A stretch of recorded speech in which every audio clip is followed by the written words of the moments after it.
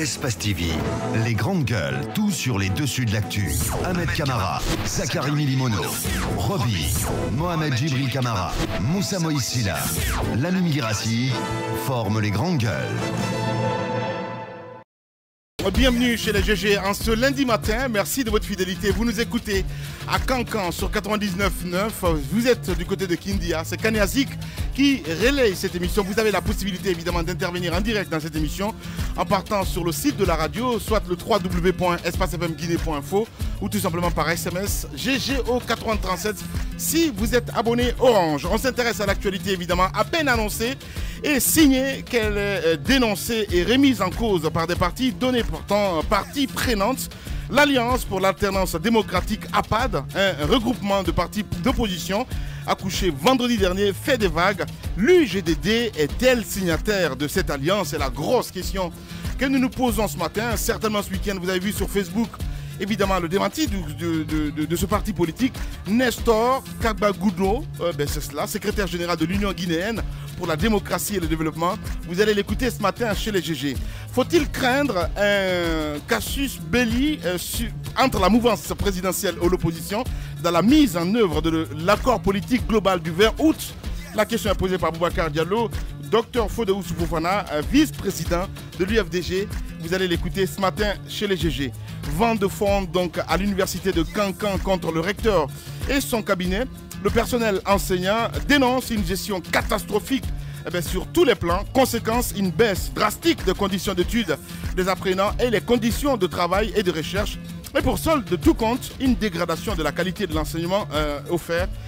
Sur quoi reposent ces accusations? Que réclame le personnel enseignant de cette université? Dr Akoy Massa Zoumanigui, directeur de l'école supérieure des scènes de l'information. Vous allez l'écouter ce matin chez les GG. Encore une fois, merci de nous rejoindre. Bonjour Aboubacar. Allez, il y a un souci avec le micro d'Aboubacar. Allez, mon grand. Bonjour Lamine, bonjour à tous. Bonjour Mohamed Djibril Camara. Bonjour Lamine. Voilà, il y a un souci avec le micro d'Aboubacar. Bonjour, mon cher Roby. Bonjour madame.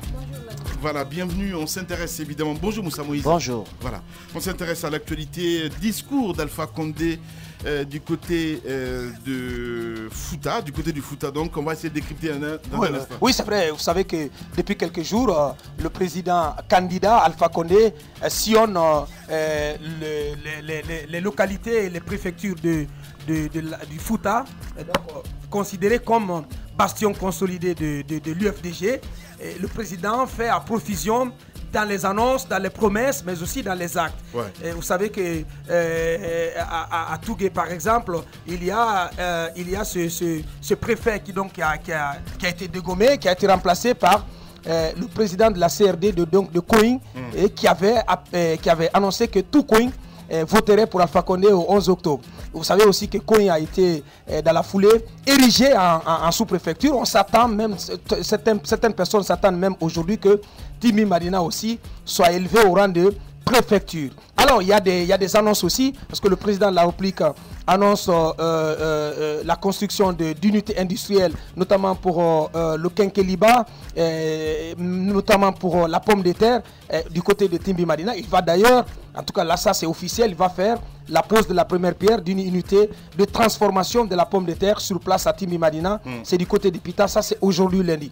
Alors le président va à la conquête donc des terres de l'âge Cellou Dalein Diallo. Il fait beaucoup d'annonces, il fait beaucoup de promesses. Est-ce que tout cela pourra lui profiter à l'occasion de cette présidentielle?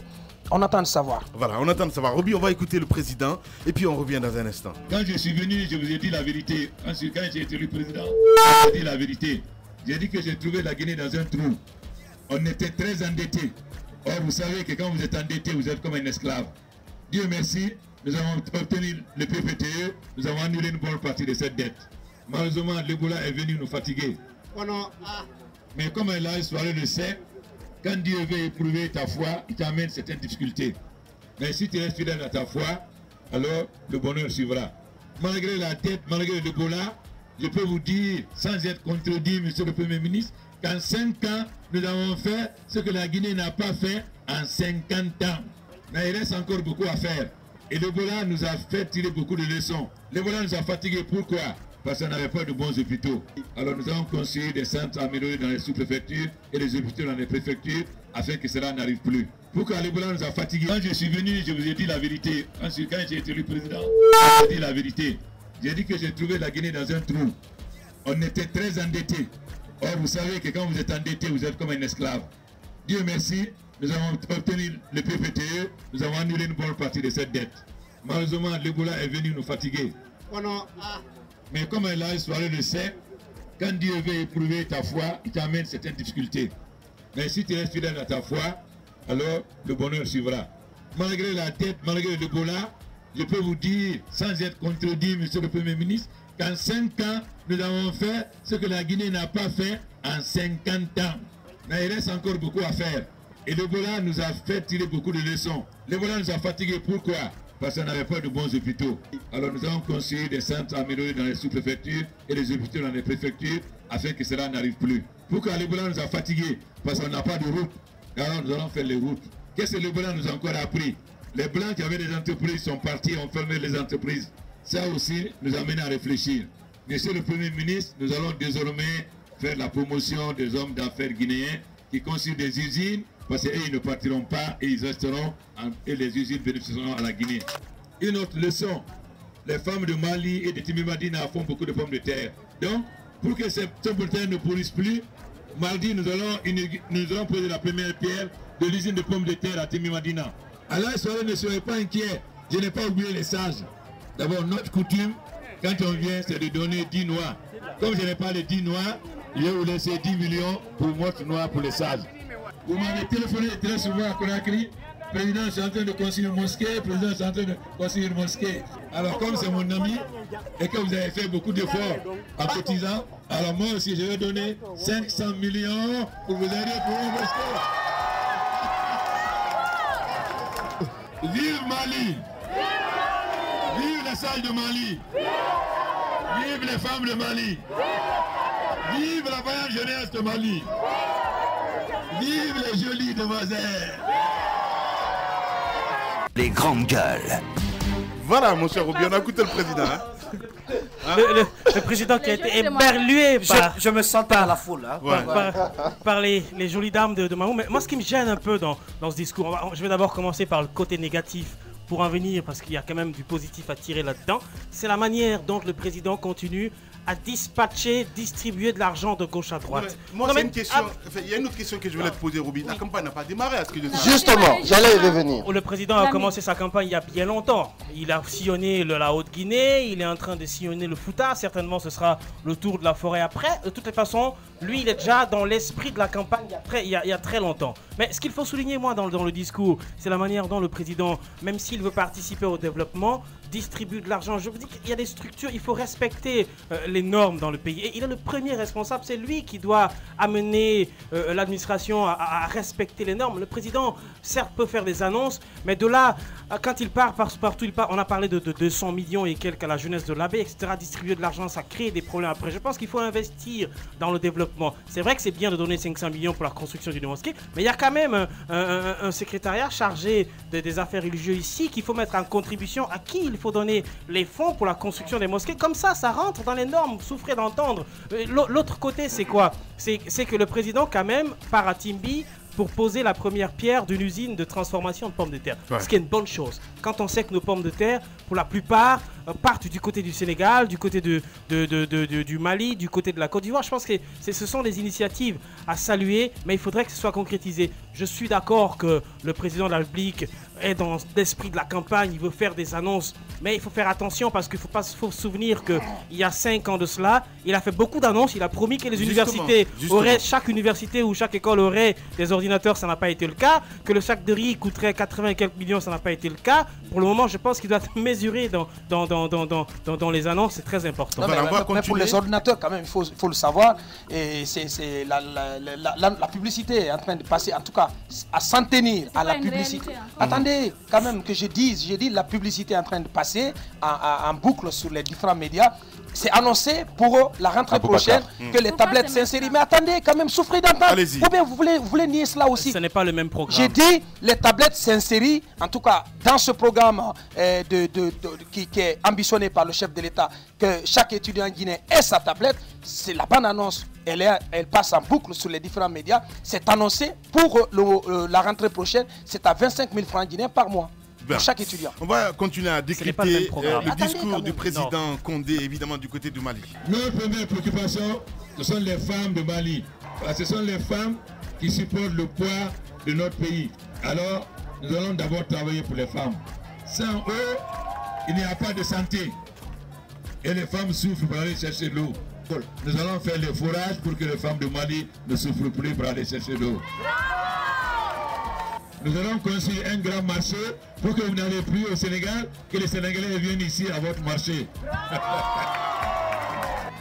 Ensuite, le microcrédit.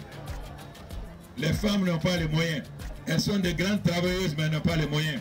Nous allons les aider pour faciliter leur travail.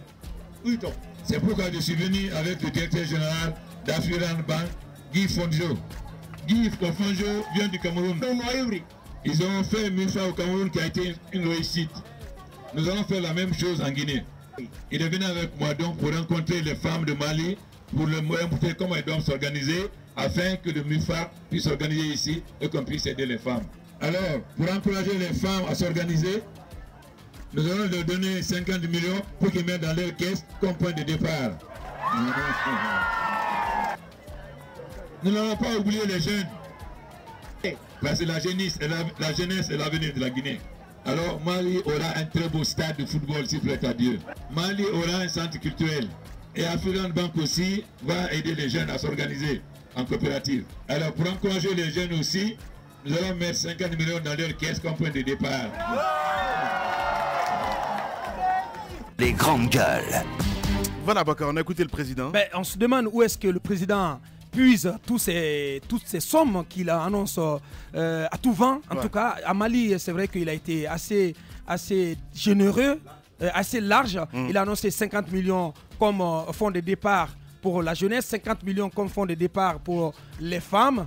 Et autant d'argent pour d'autres couches de la société. Et il a annoncé un centre culturel, un marché, un stade flambant neuf qui va sortir des terres du côté de Mali. Alors, il est revenu avec cette question de mutuelle, des mutuelles qu'on appelle MUFA pour les femmes.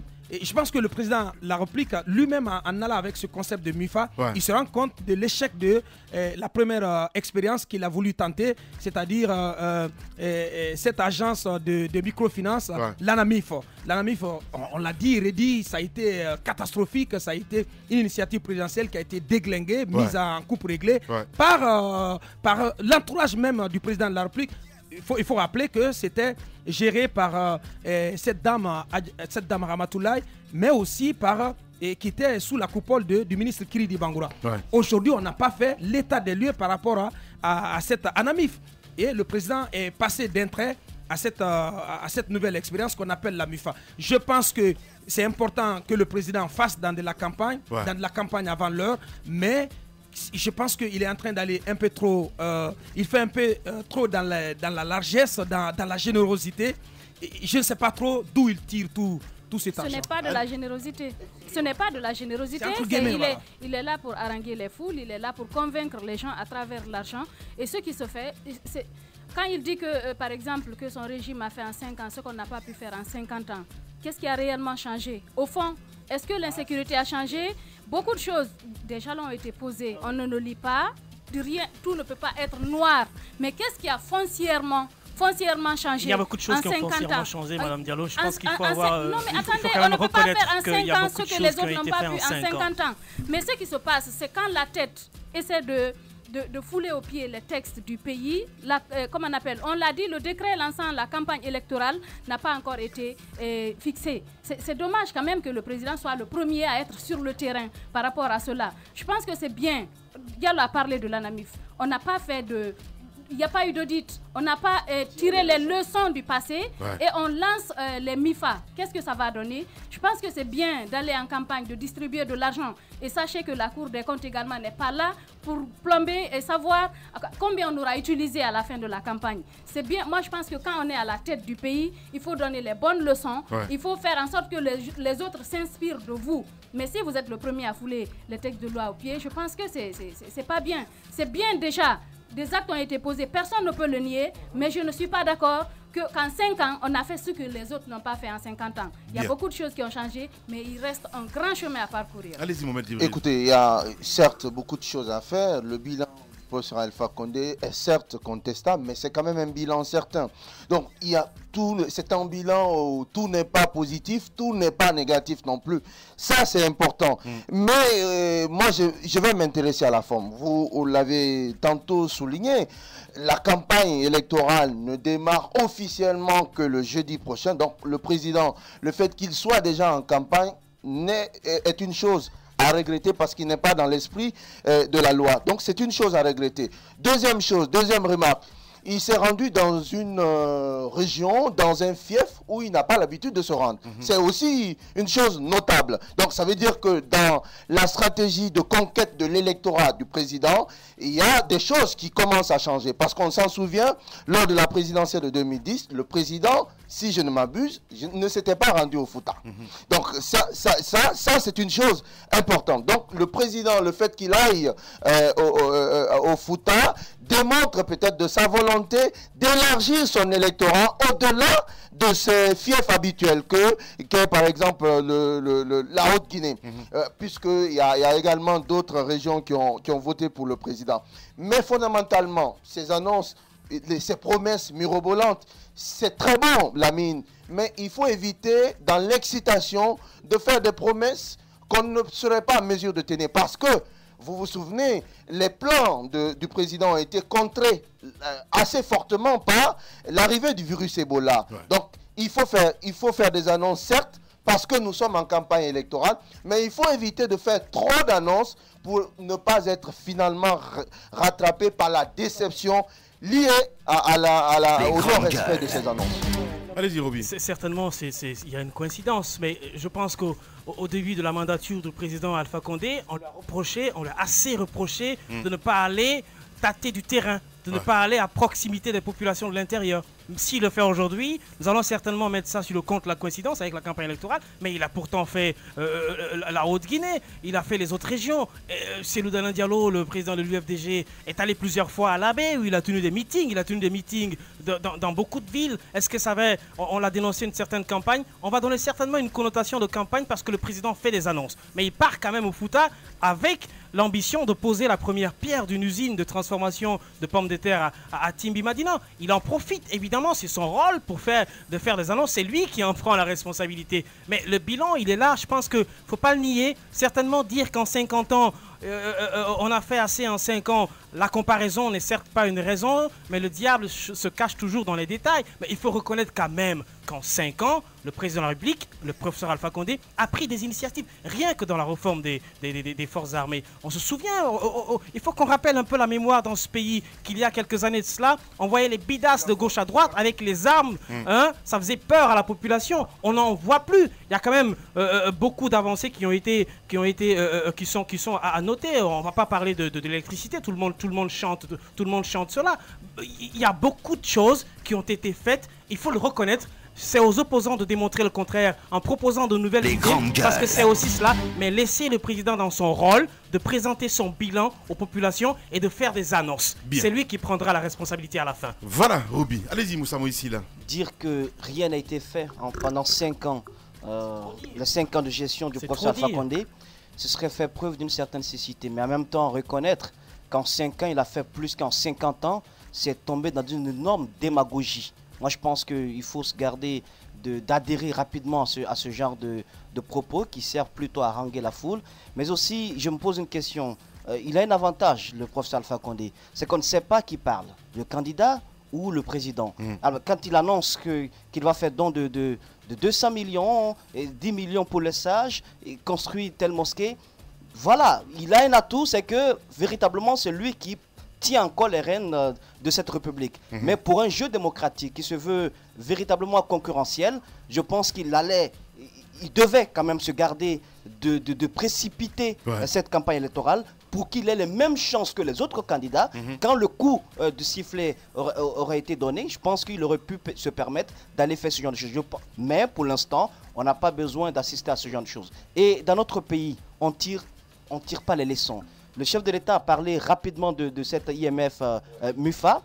Il n'a même pas parlé de l'ANAMIF. Pourtant, il y a énormément de fonds engloutis par cette institution pour cause de mauvaise gestion. Et les responsables, ceux qui tenaient en tout cas les rênes de cette institution, sont encore là auprès de lui. Rien n'a été fait. S'il y a quelque chose qui caractérise aussi sa gouvernance, je pense que c'est ce laxisme et c'est cette impunité. Et autre chose aussi, c'est qu'il se soit rendu du côté du Mali, qu'il ait promis de construire cette usine de pommes de terre. Je pense que c'est un acte à saluer, et on espère que dans les prochains jours, ce ne sera pas qu'une promesse et que véritablement des choses concrètes seront faites. Voilà, mon cher Tamba. Oui, écoutez, personnellement, on sait que théoriquement, les campagnes n'ont pas encore démarré. Constitutionnellement, ce ne serait pas normal. Mais dans la pratique, la campagne a commencé, qu'on ne se leurre pas. Alors je m'intéresse à la pratique de cette communication du professeur Alpha Condé du côté de Mali. Je pense personnellement que M. Alpha Condé communique assez bien à cette localité du Fouta Djallon.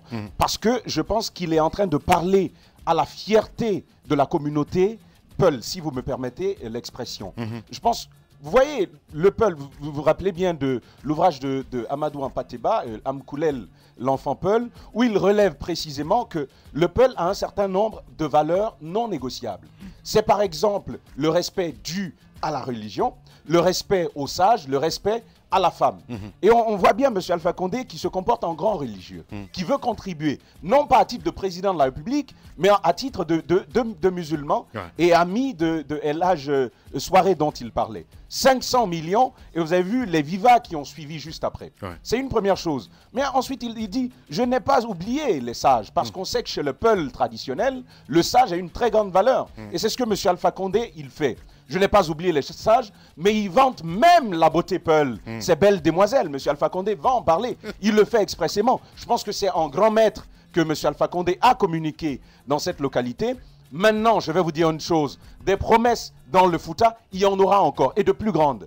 Parce que je pense que Alpha Condé fera de plus grandes promesses, là où, théoriquement, il y a de plus grandes oppositions à son régime. Et je pense qu'à partir de là, il fera de plus grandes promesses. Et bien, maintenant, sur le débat sur ce qu'il a fait en 5 ans ou 50 ans, on sait ce n'est que politicien. On sait que la Guinée a existé pendant 50 ans. Ça tiendrait du miracle que Alpha Condé ait pu faire en 5 ans ce que les autres n'ont pas fait en 50 ans. Bien. Tamba, allez-y. Moi, ce qui me gêne un peu dans l'analyse ou dans les promesses du président de la République, c'est qu'il ne s'intéresse à aucun moment, en tout cas dans son discours, à l'éducation. C'était bien qu'à un moment donné, quand il parle à l'intérieur du pays, qu'il tâte le terrain, qu'il sache les conditions dans lesquelles les enfants étudient ou les étudiants évoluent à l'intérieur du pays. Parce que l'avenir d'une nation, c'est l'éducation. Mais jamais je n'ai entendu dans le discours du président de la République... Si, il l'a fait au Mali. On a le son quand même. Mais attendez. Comment ça, attendez? Est-ce qu'il a promis, est-ce qu'il a sorti de l'argent pour dire, voilà, je donne 500 millions pour la construction de 10 salles de classe ici ou pour la formation des professeurs? Jamais, c'est important. C'est bien de construire les mosquées, c'est bien de donner de l'argent aux jeunes, 50 millions dans les caisses pour commencer, c'est le départ. C'est bon, ils vont le dilapider parce que tout simplement, est-ce que savent-ils le gérer? C'est la question qui se pose. On donne de l'argent aux jeunes, mais est-ce que sont-ils bien formés pour ce pourquoi on les donne? Je pense que c'est important que le président de la République, dans sa campagne présidentielle, s'intéresse à la question de l'éducation. C'est très important. Merci beaucoup, allez-y. Et puisqu'on parle d'espèces sonnantes et trébuchantes, on apprend que l'allié du professeur Alpha Condé, je veux parler de Diallo Sadakadji, aurait donné, en passant bien entendu par son fils, il aurait donc fait don de 2 millions de francs à chaque radio du côté du Fouta pour véritablement retransmettre, accompagner l'arrivée du président de la République. Voilà, bienvenue chez les GG. 9h, 10h30 sur Radio Espace Guinée, retrouvez les grandes gueules ou le débat citoyen sur la radio d'opinion. Savoir et comprendre l'actualité.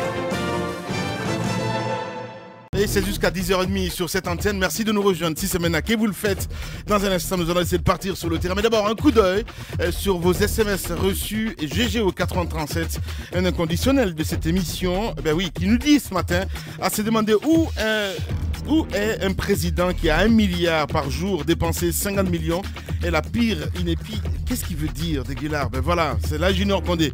Je voulais vraiment m'abstenir pour dire non. On a aussi Tok qui nous écrit, le message est reçu, il n'y a pas de souci. L'autre message reçu, c'est de Danakaba, du côté de la présidence de la République. Je voudrais dire à Djibril que le président s'était rendu au Fouta en 2010. En se rendant au Fouta, il va attendre que le président... Je ne sais pas ce qu'il veut dire, hein. Franchement, c'est difficile de lire vos SMS si c'est abrégé comme ça. On y va là-dessus, à Bakadalo. Allez. On s'intéresse au cas de Ramatoulaye Ba, parce que c'est ce qui fait l'actualité. Et la question aujourd'hui est de savoir, est-ce que ce cas qui est tombé comme un cheveu dans la soupe ne va pas faire déraper et tout le processus de mise en œuvre de l'accord politique global du 20 août signé par les partis guinéens. Il faut rappeler d'un mot que ce week-end, la mouvance présidentielle, par la plume de M. Saramadi Touré, qui est secrétaire permanent du RPG Arc-en-Ciel, a adressé un courrier au président du cadre de dialogue interguinéen, le ministre d'État Cheikh Sako, pour récuser, en tout cas, cette dame qui a été proposée par une partie de l'opposition comme commissaire au sein de la CENI. Alors, la mouvance présidentielle motive cette récusation par le fait que cette dame développerait un acharnement, je cite, un acharnement, voire une haine viscérale contre elle. J'ai vu la lettre sur le site de conakryactu.net. Oui, absolument. Donc, on se pose la question, comment est-ce que cela va être reçu par l'opposition qui, en tout cas, a pris la responsabilité sur elle de proposer cette dame. Je pense qu'il faut faire très très attention. À mon avis, ça risque de faire capoter tout ce processus-là. On sait déjà que c'est un processus de mise en œuvre qui est très mal engagé. On a eu du mal à mettre en place le comité d'experts qui est chargé de toiletter le fichier électoral, qui n'a commencé à travailler qu'au milieu de la semaine dernière. On sait que l'opposition a traîné les pieds pour désigner ces deux commissaires au sein de la CENI.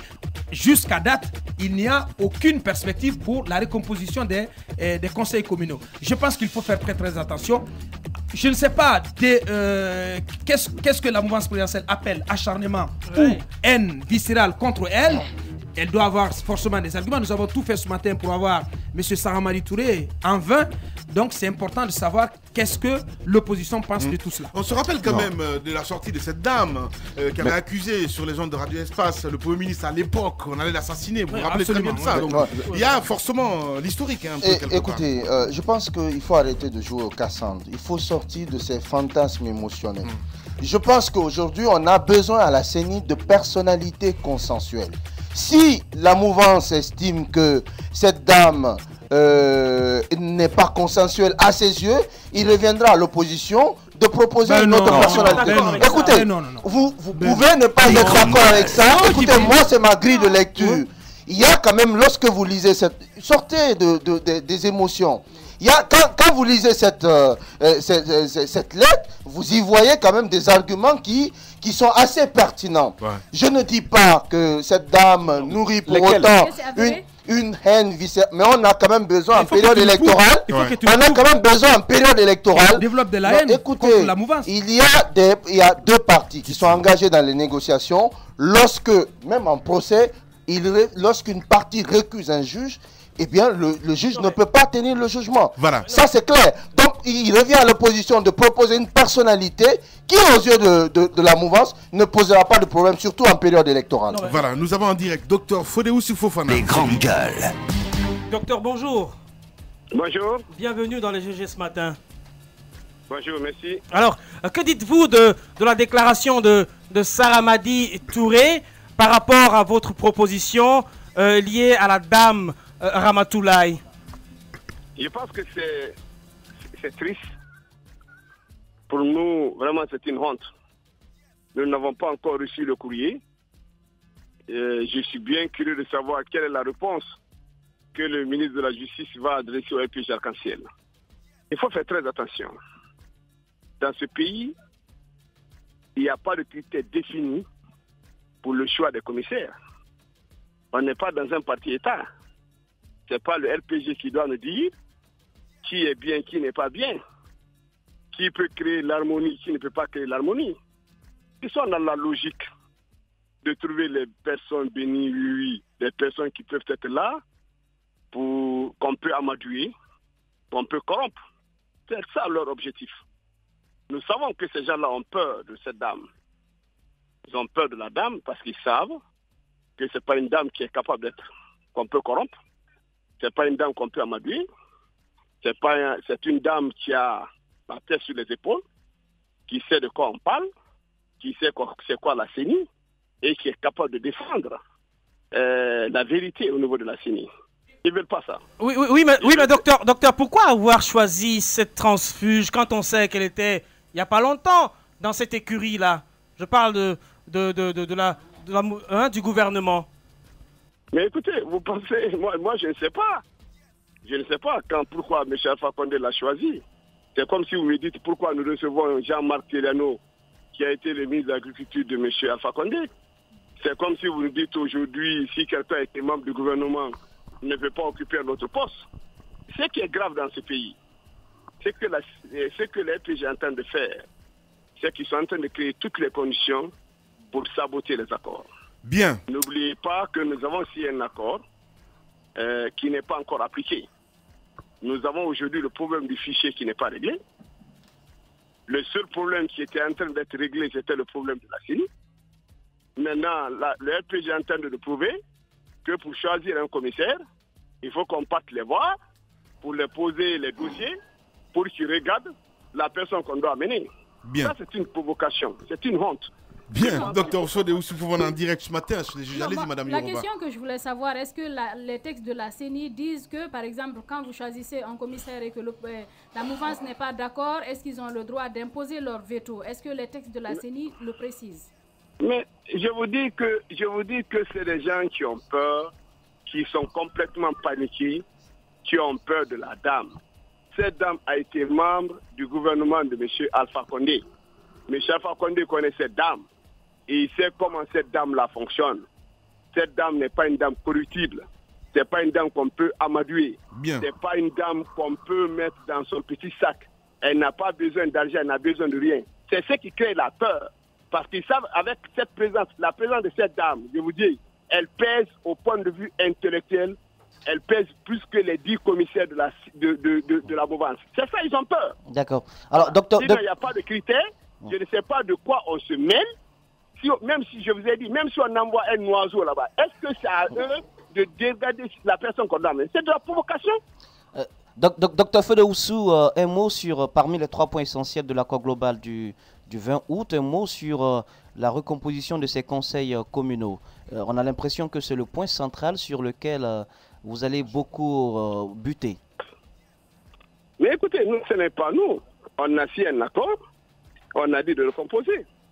Jusqu'aujourd'hui, le RPG se rend compte que quelle que soit la stratégie qu'on va adopter pour les conseils communaux et ruraux, ils ne sont pas d'accord. Bien. Parce qu'ils veulent, absolument, ils savent qu'ils ne peuvent compter que sur ces gens-là pour les aider à organiser une mascarade électorale.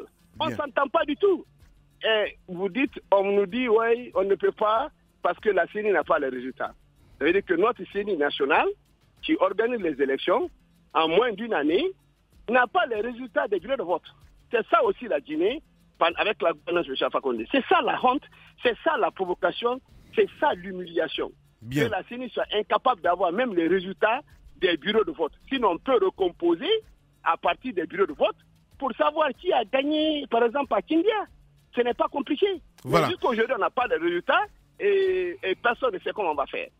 Docteur Fodé Oussou, on va revenir sur cette alliance, APAD, évidemment, qui fait des grincements de dents. Vous parlez de honte. On peut dire que c'est une honte aussi, parce que vous dites quelque part que le parti IGDD fait partie de cette alliance. Niet, clash, et ce parti dément toute alliance. Qu'est-ce que vous avez à dire dans ce sens-là?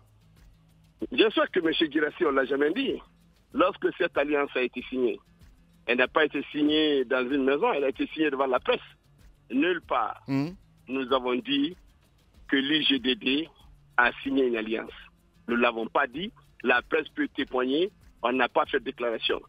Les partis qui étaient là, qui ont signé... Mais M. Fodé Oussou, justement, de la presse, nous tenons quand même cette information. Nous sommes aussi la presse. L'information que nous avons, c'est que vous avez clairement dit que M. Gandhi, à son retour, ferait signer, il signerait l'accord. Il était déjà partant, mais il n'est pas présent parce que simplement il était en voyage. Vous le niez? Écoutez, non, écoutez, le problème aujourd'hui, nous avons du respect et de la considération pour l'IGDD. L'IGDD fait partie de l'opposition républicaine.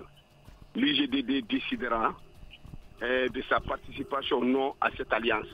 Ce qui est important aujourd'hui pour nous, c'est le fait que l'IGDD, qui est un parti jeune, qui est en train de se battre, qui a les mêmes valeurs, qui se bat pour les mêmes valeurs que nous, c'est ce qui compte. Le reste là n'est pas important. L'IGDD, que l'IGDD signe l'alliance ou l'IGDD ne signe pas l'alliance, ça ne change absolument rien dans le combat de l'IGDD. L'IGDD reste dans l'opposition républicaine.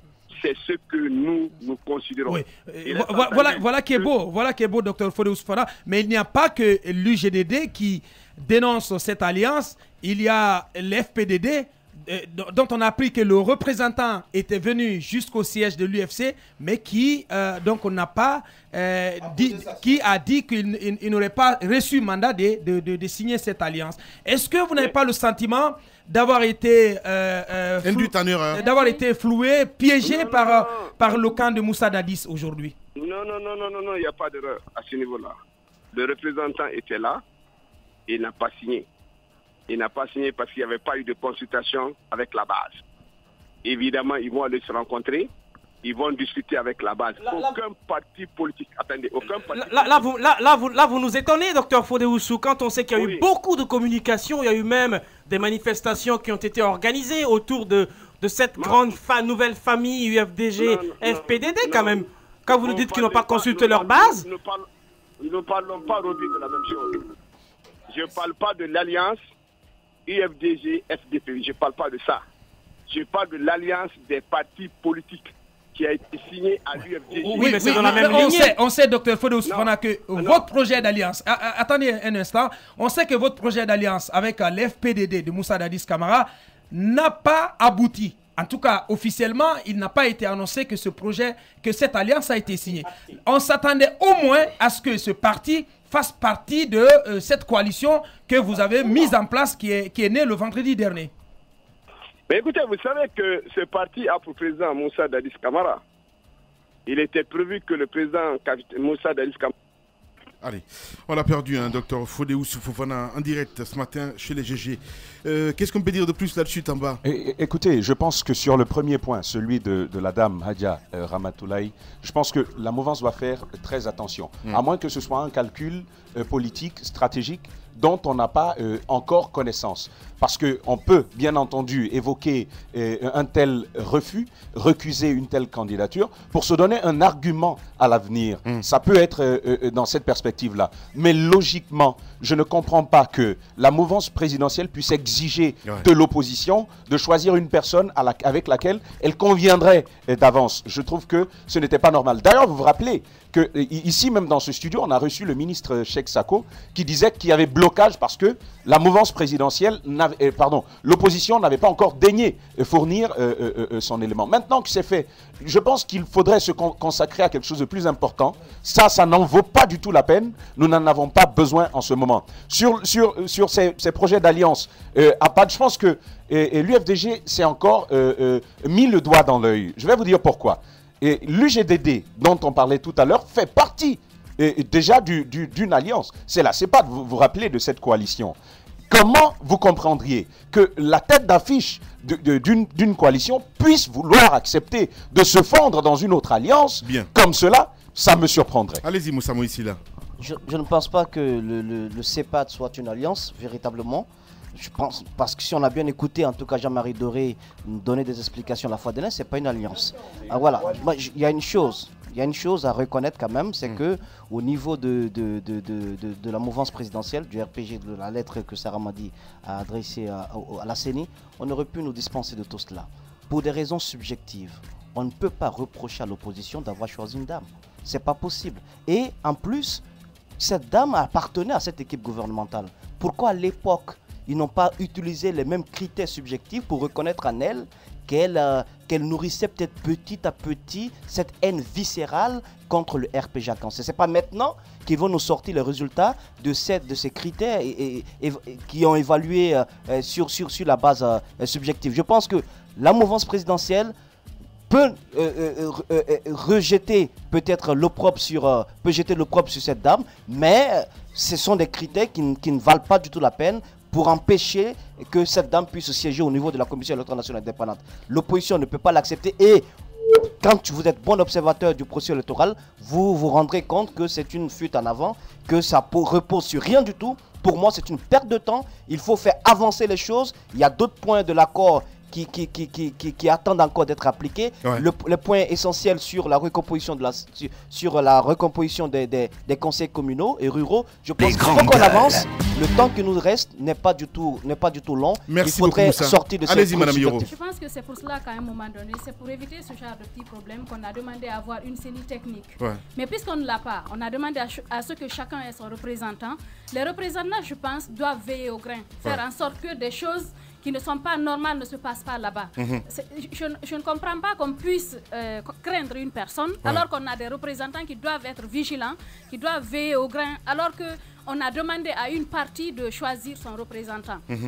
On l'a déjà dit, cette dame a travaillé avec le gouvernement. Pourquoi on lui en voudrait aujourd'hui? Parce qu'elle veut venir à la CENI. Je pense que les autres commissaires sont là pour veiller tous ensemble au grain que les choses se passent normalement. Je ne comprends pas qu'on lui en veuille. Voilà. Nous avons en direct M. Saramadi Touré. Les grandes gueules. Monsieur Touré, bonjour. Bonjour. Vous êtes le secrétaire permanent du RPG Arc-en-Ciel. Et vous avez adressé un courrier au ministre d'État de la Justice, président du cadre des dialogues interguinéens, courrier dans lequel vous demandez à l'opposition de reconsidérer son choix sur la personne de Adja Ramatoulaye Ba comme commissaire national au sein de la CENI. Et vous motivez votre prise de position par le fait que cette dame développerait un acharnement, voire une haine viscérale contre vous, mouvance présidentielle. Expliquez-nous pourquoi. Écoutez, je vous remercie de me donner la parole sur ce sujet que je considère très important. Et il vous souviendra que récemment, la mouvance présidentielle et l'opposition ont procédé à la signature d'un accord que je qualifierais d'historique, puisque l'accord a permis à notre pays de dégager, en tout cas d'évacuer tous les contentieux préélectoraux auxquels on pouvait faire face cette année en prélude à cette élection présidentielle. Cela, avec la signature de cet accord, je crois que tous les Guinéens ont respiré de soulagement. Et là-dessus, nous avons pris les engagements, les deux partis, c'est-à-dire l'opposition et la mouvance présidentielle, de tout mettre en œuvre pour que la mise en œuvre de cet accord point par point soit exécutée. Et nous avons invité le gouvernement à faire autant. Et je crois que le gouvernement a fait une déclaration même le jour de la signature, en la personne du ministre d'État chargé de la justice, garde des Sceaux, pour dire qu'immédiatement après la signature, que le gouvernement prendra toutes les dispositions pour la mise en œuvre. Ouais. Et donc, dans cette lancée, nous avons appris que l'opposition a proposé la nomination de Mme Ramatoulaye Ba, ancienne ministre donc à la CENI. Je n'ai rien contre la personne de Mme Ba. Ouais. Et ce n'est pas ma personne qui est en cause. C'est non seulement le RPG Arc-en-Ciel, mais l'ensemble de la mouvance présidentielle. Tout le monde connaît la position ou l'attitude de Madame le ministre Ramatoulaye Ba et son entourage en ce qui concerne la mouvance présidentielle. Ça, c'est sûr de tout le monde. Ouais. Nous avons demandé à l'opposition, écoutez-moi s'il vous plaît. Allez-y, monsieur le ministre. Nous avons demandé à l'opposition, le fond de la lettre, c'est une mise en œuvre dans des conditions apaisées et accepté de tous de la lettre et de l'esprit de l'accord. C'est ça le fond du problème. Voilà. On ne peut pas nommer des gens pour aller se mettre dans des discussions oisives à la CENI. Oui. Monsieur Saramadi Touré, vous avez dit dans votre lettre que cette dame développe un acharnement, une viscérale contre vous, la mouvance présidentielle. Expliquez-nous, c'est ce qu'on a envie de savoir. Et donnez-nous des éléments concrets quand même à votre disposition, des preuves concrètes à votre disposition du fait que... Je ne sais pas qu'est-ce que vous voulez dire des preuves concrètes. C'est trop subjectif. C'est trop... de Mme Ba sont des preuves. C'est trop subjectif ce que vous dites, monsieur le ministre. Quelle position, monsieur Touré? À l'égard de la mouvance dans son ensemble, à l'égard même du chef de l'État. Monsieur le ministre. Mais quelle prise de position, monsieur Touré? Monsieur le ministre, vous avez bien accepté, vous avez bien accepté cette dame au sein de votre équipe à l'époque. Voilà. C'est aussi simple que ça, parce que si tout le monde parle à la fois, c'est un peu compliqué à la fin du compte. Hein, voilà.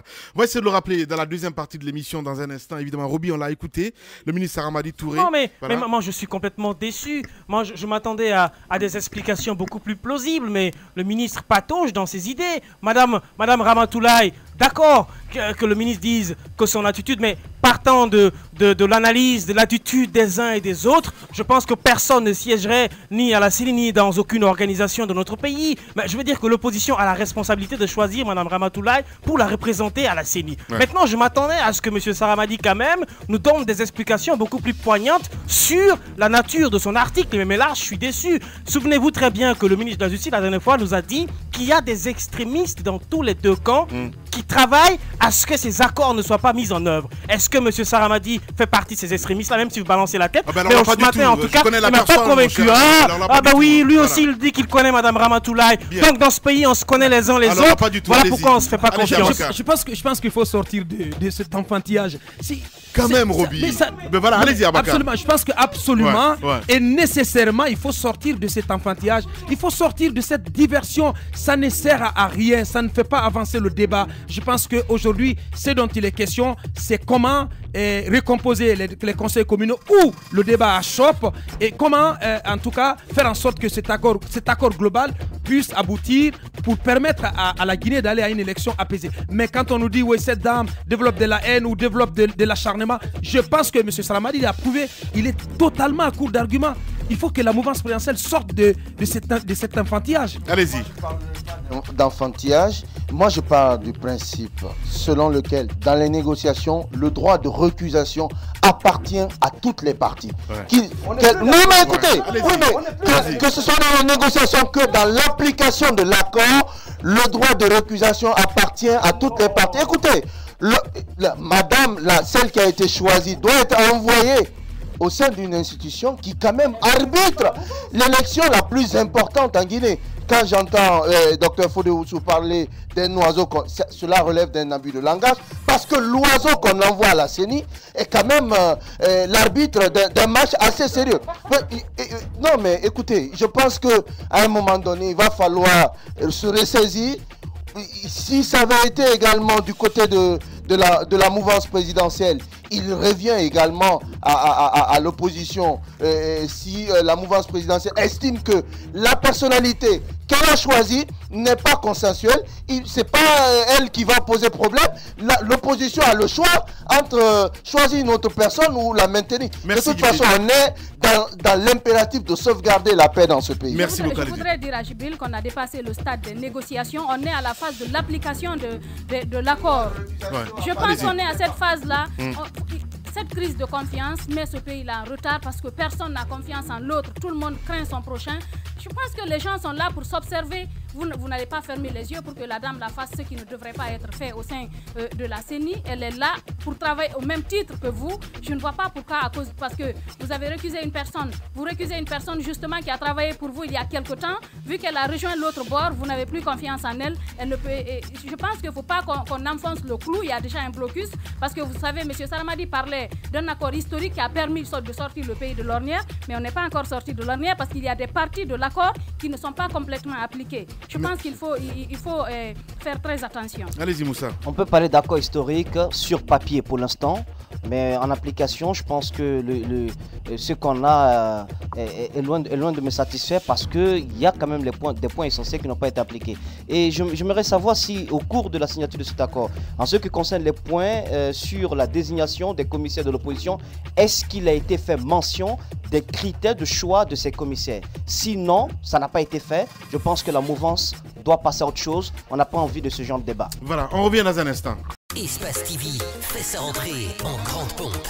Un coup dur, un combat, une campagne. Ça doit être mon karma, jamais apaisé. Salut à tous, Shuriken du groupe IAM, on est sur Espace TV, en Guinée-Conakry. Peace. Et bah, je suis de ceux qui chargent. Alors que tu pensais que tout était figé, qu'avec la montre. C'est un big up à Espace TV à Conakry. Voilà, j'espère qu'on vous verra bientôt sur place. À bientôt, c'est IAM. Merci. Cette leçon, la fortune comme l'eau. Femme d'affaires, Laido. Salut, c'est Marema avec vous sur Espace TV. Salut Conakry. Les grands magazines, les séries et films inédits, le sport, le divertissement, les grands dossiers prennent quartier sur Espace TV. Espace TV, regardons mieux.